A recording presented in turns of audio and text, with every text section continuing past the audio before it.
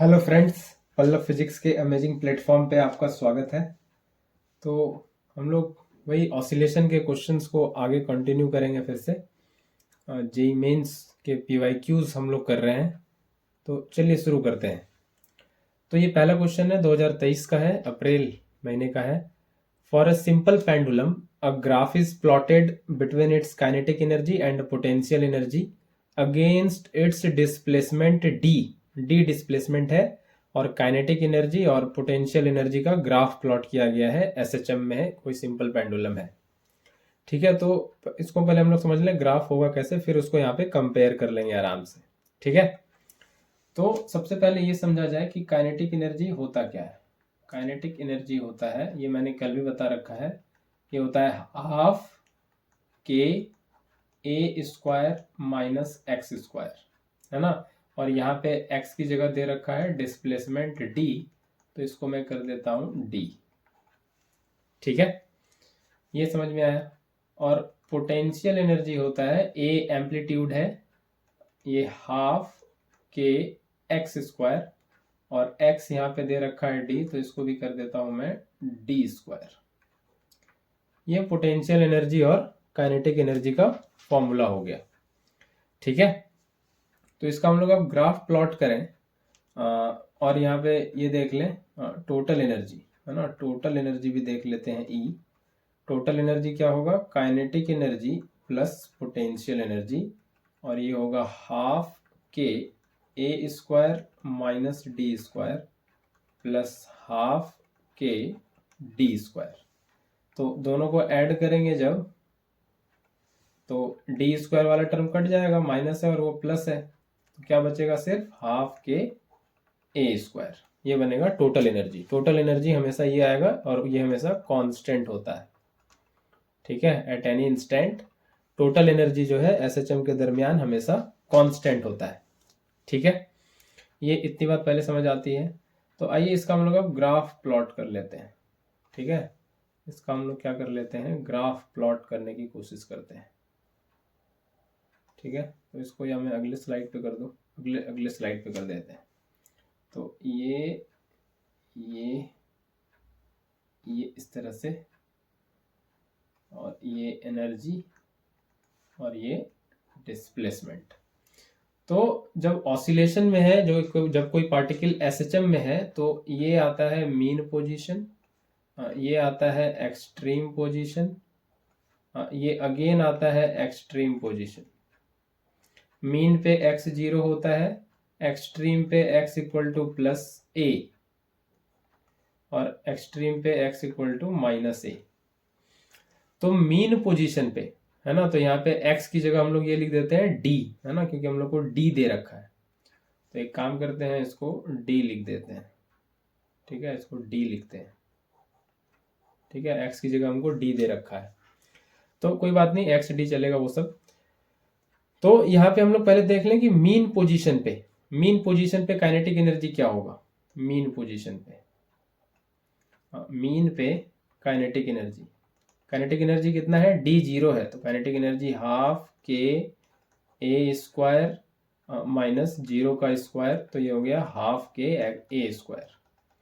मतलब मीन पे kinetic energy का कुछ वैल्यू है। तो ये है मीन पोजीशन। यहाँ पे x इक्वल टू 0 पे कुछ वैल्यू है काइनेटिक एनर्जी का, है ना, कुछ वैल्यू है काइनेटिक एनर्जी का। तो कुछ वैल्यू अगर है काइनेटिक एनर्जी का, तो इसको हम लोग ऐसा कर लें कि कुछ वैल्यू जब काइनेटिक एनर्जी का है, तो इसको यहाँ कुछ वैल्यू दिखा देते हैं। ये यहाँ पे कुछ वैल्यू है, यहाँ पे। ठीक है, मैं इसको दूसरे कलर से दिखाऊं, ये यहाँ पे कुछ वैल्यू है काइनेटिक एनर्जी का, x इक्वल टू 0 पे हाफ के ए स्क्वायर, है ना, जो हम लोग का आया भी है अभी। ठीक है, हाफ के ए स्क्वायर, ये कुछ वैल्यू भी आया। एक्सट्रीम पे बात कर ले। एक्सट्रीम पे क्या वैल्यू आ रहा है, तो एक्सट्रीम पे है d इक्वल्स टू ए, तो एक्सट्रीम पे काइनेटिक एनर्जी है हाफ के और ए स्क्वायर, और d की जगह फिर से ए स्क्वायर, तो ये बन जाएगा 0। और एक्सट्रीम पे काइनेटिक एनर्जी 0 है, तो एक्सट्रीम का मतलब है कि d इक्वल्स टू ए, तो d इक्वल्स टू ए कहीं यहाँ ले लें, यहाँ पे d इक्वल्स टू प्लस ए कह दें इसको, और इधर ये लेफ्ट वाला d इक्वल्स टू माइनस ए कह दें इसको, दोनों ही जगह, क्योंकि स्क्वायर है तो माइनस ए का या प्लस ए का स्क्वायर करेंगे तो ए स्क्वायर ही होगा और जीरो ही हो जाएगा। तो ये बन रहा है कुछ काइनेटिक एनर्जी का प्लॉट। तो इसको जब प्लॉट करेंगे तो ये यहाँ से कुछ ऐसा जाएगा, ये यहाँ से कुछ ऐसा जाएगा, नहीं ये यहाँ से कुछ ऐसा बनेगा, नहीं काइनेटिक एनर्जी का प्लॉट। तो ये पहले समझ में आया काइनेटिक एनर्जी का प्लॉट। यहाँ एट एक्स इक्वल टू ए पे जीरो जीरो वैल्यू है और यहाँ पे कुछ वैल्यू है हाफ के ए स्क्वायर। ठीक है, इतनी बात समझ में आई। आगे बढ़ते हैं, पोटेंशियल एनर्जी का भी बनाते हैं। ठीक है, पोटेंशियल एनर्जी का भी बनाते हैं, तो यही बना लें पोटेंशियल एनर्जी का। तो पोटेंशियल एनर्जी होगा हाफ के एक्स स्क्वायर और X equals to mean position पे, मीन पे ये कितना हो जाएगा हाफ के एक्स जीरो, तो ये हो जाएगा जीरो। तो मीन पे पोटेंशियल एनर्जी जीरो है, मतलब यहाँ पे, मतलब यहाँ पे इसको दूसरे कलर से दिखाएं, मीन पे ये यहाँ पे पोटेंशियल एनर्जी जीरो पे जीरो ही वैल्यू है, यहाँ पे जीरो ही वैल्यू है। और एक्सट्रीम पे बात कर लें, अब आगे एक्सट्रीम पे बात कर लें, एक्सट्रीम, तो एक्सट्रीम पे डी का वैल्यू क्या है, ए है ना, डी का वैल्यू क्या है, तो इसको डी कर लीजिए क्योंकि हम लोग डी लेके चल रहे हैं। तो डी का वैल्यू ए है, तो हाफ के ए स्क्वायर, ये आ जाएगा एक्सट्रीम पे हाफ के ए स्क्वायर। तो एक्सट्रीम पे बात करें जब, एक्सट्रीम पे मतलब यहाँ पे है ना, यहाँ पे कुछ वैल्यू है, half K A square value है, जो यहाँ पे वैल्यू था वो इस बार यहाँ पे है वैल्यू। ठीक है, यहाँ पे, और इधर माइनस ए पे भी यहाँ पे वैल्यू है। ठीक है, यहाँ पे वैल्यू है। तो ये जब ज्वाइन करेंगे इसको, ये इस तरह से, ये इस तरह से, तो ये वाला होगा, ये वाला पोटेंशियल एनर्जी का कर्व हुआ, और ये वाला किसका है, रेड वाला काइनेटिक एनर्जी का है। ये रेड वाला किसका है, ये रेड वाला है काइनेटिक एनर्जी का। तो ये इस तरह से कुछ प्लॉट बन जाने वाला है काइनेटिक और पोटेंशियल एनर्जी का। तो आइए देख लेते हैं ये सही है या ये वाला ग्राफ कौन सा दिया हुआ है। और ये भी याद देख लीजिए कि टोटल एनर्जी हमेशा constant half K A square आएगा। जैसे मीन पे देखें, मीन पे, तो मीन पे potential energy zero, kinetic energy half K A square, तो टोटल एनर्जी क्या हो गया, half K A square. Extreme पे काइनेटिक एनर्जी जीरो और potential energy half K A square, तो टोटल एनर्जी क्या हो गया, हाफ के ए स्क्वायर। तो टोटल एनर्जी हमेशा कांस्टेंट है, और यही ग्राफ सही है। पोटेंशियल एनर्जी ऐसे ऊपर, एक्सट्रीम पे वैल्यू पोटेंशियल एनर्जी का और मीन पे काइनेटिक एनर्जी का। तो आइए देख लेते हैं कौन सा ग्राफ ये सही है। तो ये तो गलत है, ये मीन पे ये एक्सट्रीम पे काइनेटिक एनर्जी का वैल्यू दिखा रहा है। एक्सट्रीम पे तो काइनेटिक एनर्जी जीरो होता है, तो ये तो नहीं हो सकता। नहीं, एक्सट्रीम पे काइनेटिक एनर्जी का वैल्यू दिखा रहा है, ये तो नहीं हो सकता। ये वाला ग्राफ क्या है, ये दिखा रहा है, ये क्या दिखा रहा है, ये भी गलत है। नहीं, ये काइनेटिक एनर्जी दिखा रहा है कि एक्सट्रीम पे, है ना, ये जो ग्राफ हम लोग अभी बनाए, ये रहा, काइनेटिक एनर्जी एक्सट्रीम पे जीरो है, मीन पे कुछ वैल्यू है, और पोटेंशियल एनर्जी ये एक्सट्रीम पे कुछ वैल्यू है और मीन पे जीरो है। ठीक है, तो ये भी गलत है। नहीं, ये भी गलत है, ये वाला भी ग्राफ गलत हो गया। ये पूरा ये नीचे तक गया नहीं, ये दिखा रहा है बस ये डिक्रीज करेगा, लेकिन ये पूरा जीरो हो जाता है। नहीं, ये यहाँ इसको टच करना चाहिए था, ये वाले को यहाँ टच करना चाहिए था, यहाँ पे नीचे, है ना, जीरो हो जाना चाहिए था एक्सट्रीम पे, तो ये भी गलत है। ये वाला ग्राफ उल्टा बना हुआ है क्या, ये दिखा रहा है कि मीन पे काइनेटिक एनर्जी जीरो है, मीन पे काइनेटिक जीरो है और पोटेंशियल का कुछ वैल्यू है, तो ये तो ठीक उल्टा हो गया जो हम लोग लेके आए हैं। ये वाला सही है, ये वाला, ये हम लोग जो लेके आए वही है। यहाँ एक्सट्रीम पे पोटेंशियल एनर्जी का कुछ वैल्यू है और काइनेटिक एनर्जी का एक्सट्रीम पे जीरो वैल्यू है, तो ये वाला बिल्कुल सही है, ये डी ऑप्शन। ठीक है, डी ऑप्शन बिल्कुल सही है, हम लोग के ऑप्शन से, हम लोग का जो आया उससे मैच कर रहा है। आई होप ये आपको अब समझ आया होगा। चलिए आगे बढ़ते हैं, अगले क्वेश्चन पे चलते हैं। ठीक है, अगले क्वेश्चन पे चलते हैं, 4 पे नहीं, क्वेश्चन नंबर 2 पे चलते हैं। क्वेश्चन नंबर 2 पे चलते हैं पहले, ये रहा क्वेश्चन नंबर 2। तो for a periodic motion represented by the equation, तो ये इक्वेशन दे रखा है y equals to sine omega T plus cos omega T. है ना। ये SHM का इक्वेशन होता है, ये साइन ओमेगा टी, ये एम्पलीट्यूड यहाँ पे कुछ नहीं है तो 1 है ना, 1 यूनिट है एम्पलीट्यूड का, ऐसा समझ लें। ए मिसिंग है तो 1 होगा एम्पलीट्यूड। तो ये देखें एक तरह से कि ये दो SHM का इक्वेशन दिया हुआ है। Sign omega T, sign omega T कब आता है? जब मीन से एक्सट्रीम जाते हैं। कॉस ओमेगा टी कब आता है? जब एक्सट्रीम से मीन आते हैं। ये इक्वेशन बनता है SHM में। तो दोनों दोनों इक्वेशन को ऐड किया हुआ है, सुपर पोजिशन वाला कुछ गेम है यहाँ पे, ठीक है। तो फाइनली पूछा है कि ये जो पेरियोडिक मोशन है जिसको इस इक्वेशन से बताया गया है, यहाँ तो बेसिकली पेरियोडिक मोशन के बारे में बात कर रहा है, तो इस मोशन का एम्पलीट्यूड क्या होगा ये पूछ रहा है। तो कैसे बताएंगे एम्पलीट्यूड? तो एक तरीका ये ऐसा हो सकता है, एक तरीका है ना, एक तरीका ये हो सकता है। एक काम करते हैं, इसको ऐसा कर लेते हैं। कैसा कर लेते हैं? इसको ऐसा कर लेते हैं कि ये इसको लिख लेते हैं √2 से मल्टीप्लाई कर देते हैं और इसको √2 से डिवाइड भी कर देते हैं, ठीक है। ये बनेगा साइन ओमेगा टी, और इसको भी √2 से डिवाइड करना होगा, ये बनेगा कॉस ओमेगा टी, ठीक है। ये हो गया √2। 1/√2 को क्या हम लोग लिख सकते हैं? कॉस π/4 और साइन ओमेगा टी। इस 1/√2 को क्या लिख सकते हैं? Sine π/4 cos omega t. ऐसा मैंने इसलिए लिखा ताकि एक ट्रिग्नोमेट्रिक आइडेंटिटीज बन जाए, है ना। ये देखिए ट्रिग्नोमेट्रिक आइडेंटिटी बनेगा sign A cos B plus cos A sine B, है ना। याद है क्या ये ट्रिग्नोमेट्रिक आइडेंटिटीज? तो ये बन जाएगा y = √2, ये बन जाएगा साइन ओमेगा टी प्लस π/4, ठीक है। ये एक आइडेंटिटीज होता है साइन ए प्लस बी, ये होता है sign A cos B plus cos A sine B.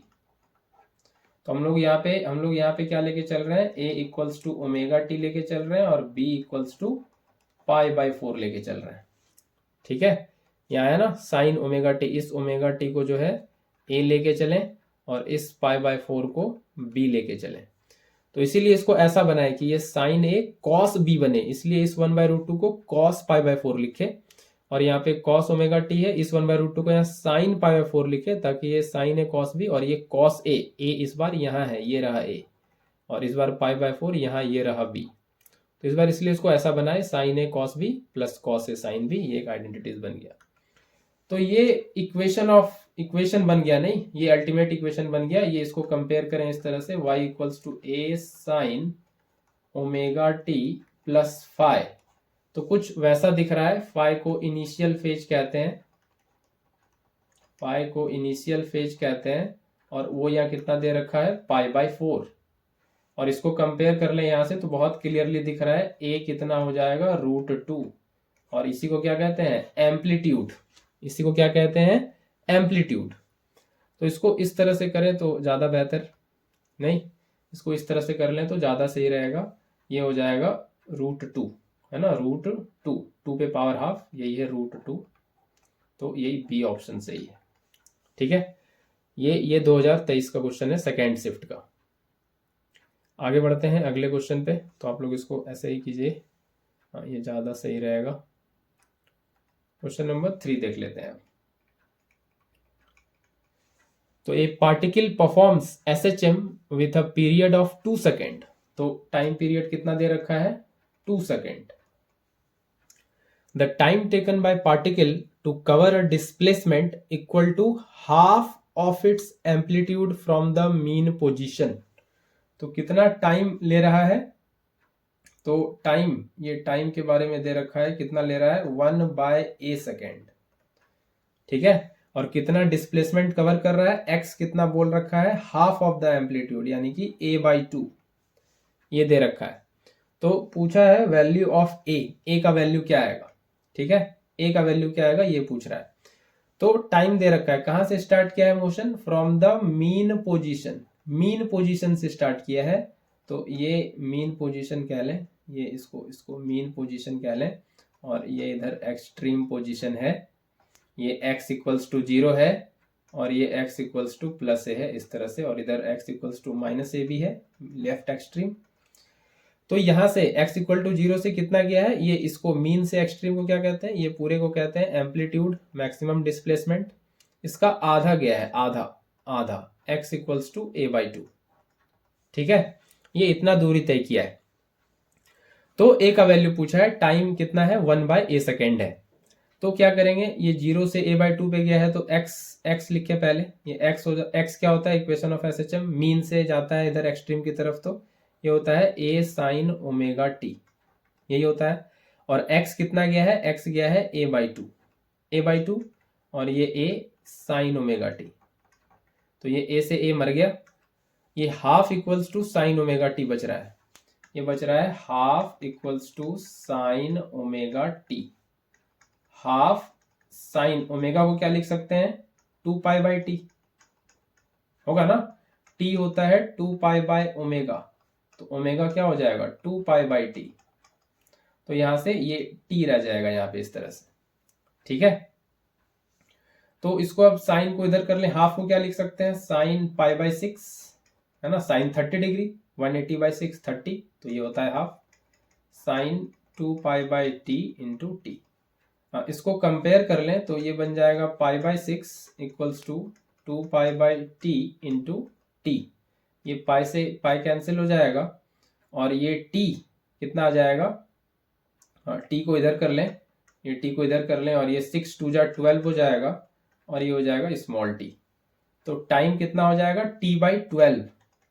t/12 और ये t का वैल्यू दे रखा है 2 सेकेंड टाइम पीरियड, तो ये हो जाएगा 1/6 सेकेंड आ जाएगा। और हमको दे रखा है t कितना है 1/a सेकेंड आता है, तो इसको जब 1/6 को 1/a से कंपेयर करेंगे तो a कितना आ रहा है, तो a बहुत क्लियरली दिख रहा है, a का वैल्यू आ रहा है 6, a का वैल्यू कितना आ रहा है 6, 1/6 1/a, तो a की जगह क्या लिखेंगे 6।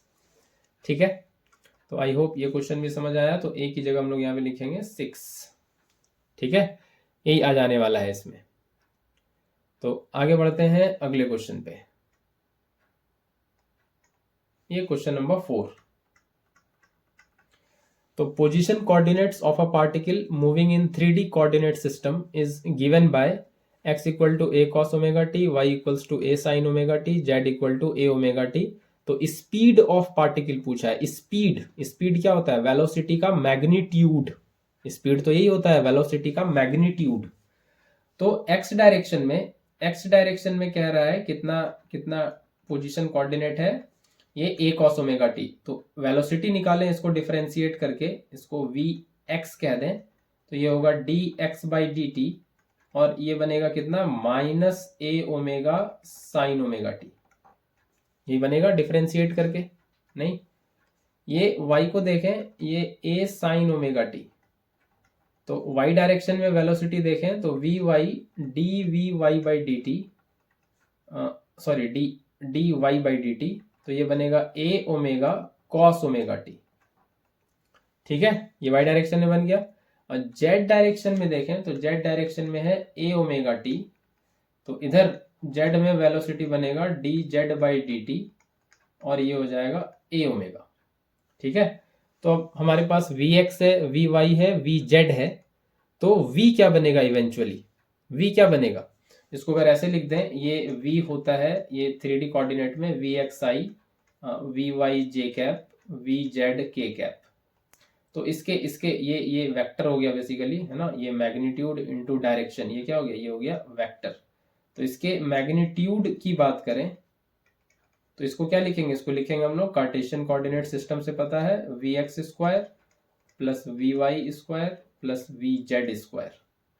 तो ये हम लोग यहाँ पे लिखेंगे, ये क्या आया था vx -a omega sine omega t, ये आया था -a omega sine omega t, ये आया, प्लस vy कितना आ गया, vy कितना आ गया, vy तो vy आ गया है a omega cos omega t, तो ये आ गया a omega cos omega t इसका स्क्वायर, और vz कितना है, ये तो इधर ही आया a ओमेगा का स्क्वायर।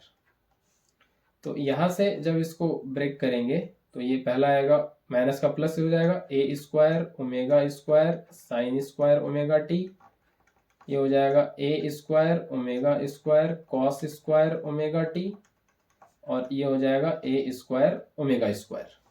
ठीक है, तो यहाँ अगर हम सबसे ए स्क्वायर ओमेगा स्क्वायर को कॉमन कर लें, ठीक है, तो ये अंदर बचेगा sign square omega T plus cos square omega t और प्लस 1, और यहां से ये ए स्क्वायर ओमेगा स्क्वायर बाहर आ जाएगा, ए ओमेगा रूट से बाहर आ जाएगा, ये अंदर बचेगा sine theta plus cos theta, sine square theta plus cos square theta, ये होता है 1 और प्लस 1, तो ये बनेगा 2, ए ओमेगा रूट 2, तो ये आ जाएगा रूट 2 ए ओमेगा।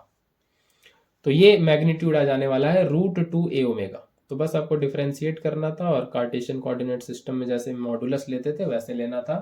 ये रूट 2 ए ओमेगा फर्स्ट ऑप्शन सही हो जाएगा।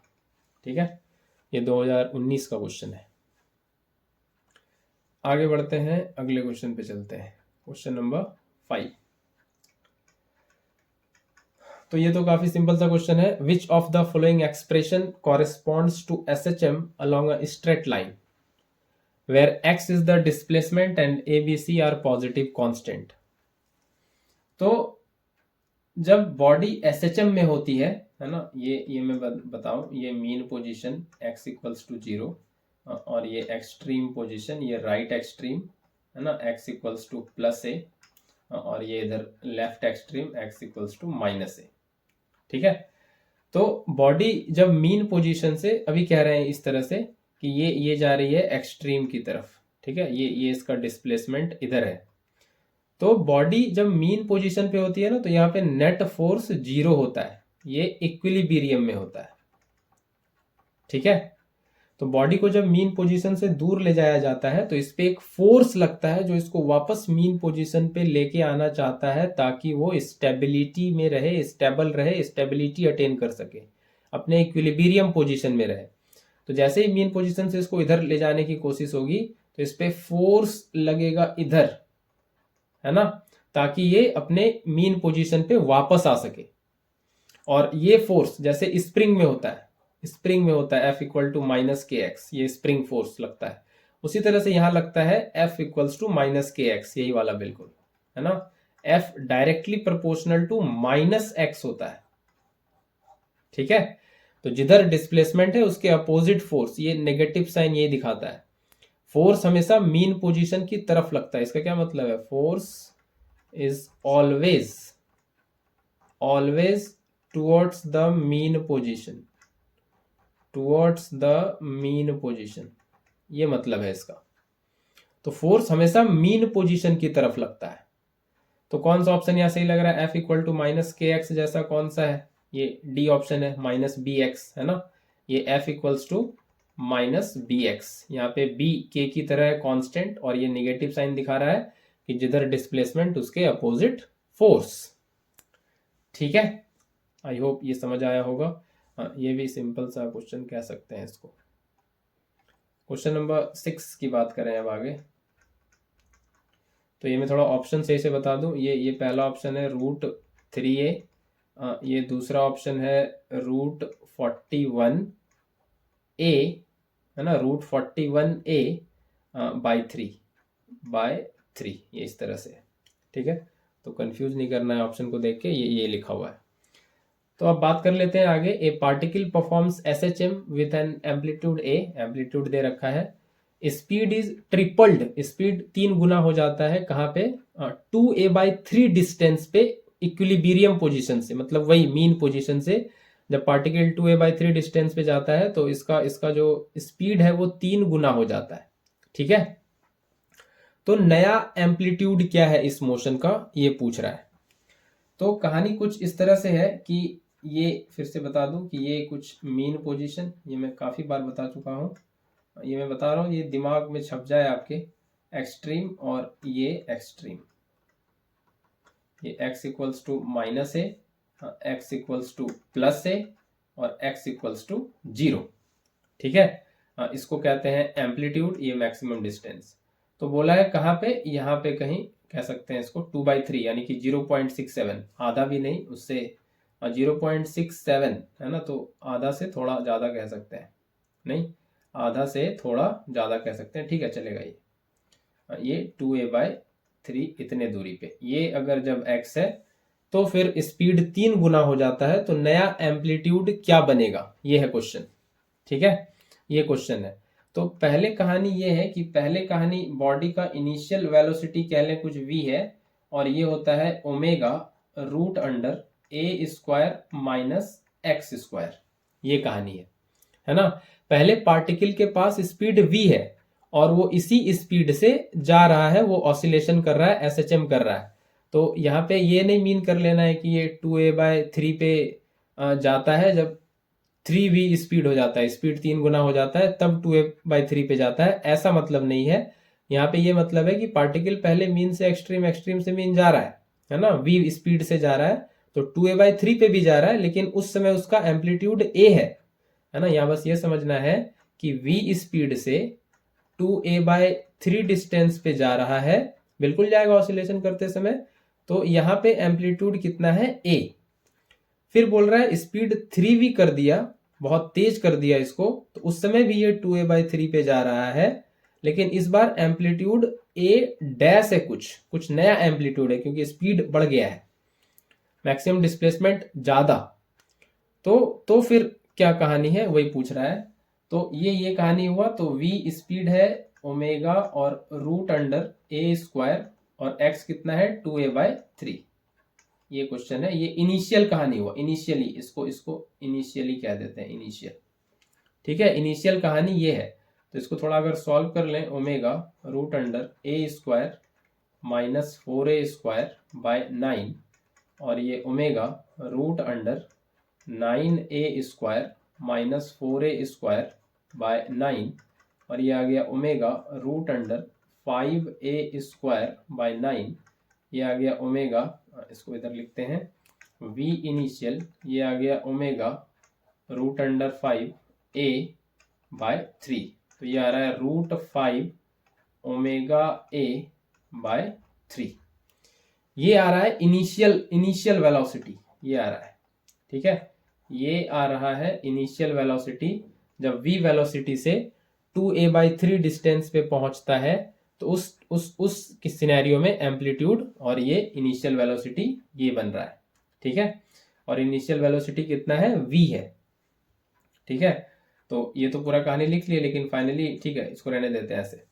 अब अगला कहानी ये है कि v फाइनल है ना, फाइनल कितना हो जाता है, v फाइनल जो है वो 3 टाइम्स ऑफ इनिशियल हो जाता है, और इस केस में एम्पलीट्यूड को हम लोग लिखेंगे a', इस केस में एम्पलीट्यूड को कहेंगे a'। तो यहाँ क्या बनता है इसको देखें जरा, तो ये बन जाएगा 3vi, और ये ओमेगा रूट अंडर a' का स्क्वायर और माइनस एक्स स्क्वायर कितना है 2a/3, ये x वही है 2a/3 पे जा रहा है, तो ये बस एम्पलीट्यूड a' हो जा रहा है, ये ध्यान रखना है। तो ये 3vi ओमेगा, और ये हो जाएगा a' का square minus 4a square by 9, ठीक है। तो vi कितना आया था, vi आया है रूट 5/3 ओमेगा a, तो इसको सब्स्टिट्यूट कर लें यहाँ पे, तो ये आया है रूट 5/3 ओमेगा a, और ये बनेगा ओमेगा रूट अंडर a' का square minus 4a square by 9। तो ये ओमेगा से ओमेगा कैंसिल हुआ, 3 से 3 कैंसिल हुआ, रूट 5a ये इधर बचा रूट 5a, और इधर रह गया है a' का square minus 4a square by 9। तो ये इसको अगर सॉल्व कर रहे हैं, क्या करना होगा, अब स्क्वायर कर लेते हैं, तो स्क्वायर करेंगे तो 5a स्क्वायर, और इधर बनेगा a' का स्क्वायर, और ये बनेगा 4a स्क्वायर बाय 9। तो 5a square plus 4a square by 9, और इधर बनेगा a' का स्क्वायर, तो ये हो गया 9 5 जा 45a square plus 4a square by 9, और ये हो गया a' का स्क्वायर, ये हो गया 49a स्क्वायर बाय 9, ये हो गया a' का स्क्वायर। तो अब ये फाइनली आ जाएगा a' का स्क्वायर 45a² 9, ये आ जाएगा a प्राइम अंडर रूट, ये 49 हो गया, नहीं कितना हो गया 49, 45 नहीं है, ये है 49, 4 ऐड हुआ तो 49/9 a², तो ये आ गया a प्राइम, 49 हो गया 7, 9 हो गया 3 और ये हो गया a। तो ये नया एम्पलीट्यूड आ जाएगा 7/3 इंटू a। ठीक है, तो आइए देख लें कौन सा ऑप्शन में है। 7/3 इंटू ए, ये बी ऑप्शन में दिख रहा है। ठीक है, यही है 7/3 इंटू ए, ये बी ऑप्शन में दिख रहा है। समझ आया? ये आगे बढ़ते हैं, अगले क्वेश्चन पे चलते हैं। क्वेश्चन नंबर 7 देखते हैं। ये रहा क्वेश्चन नंबर 7। क्वेश्चन नंबर 7 देख लेते हैं। तो an object of mass 0.5 kg is executing SHM। तो मास कितना है?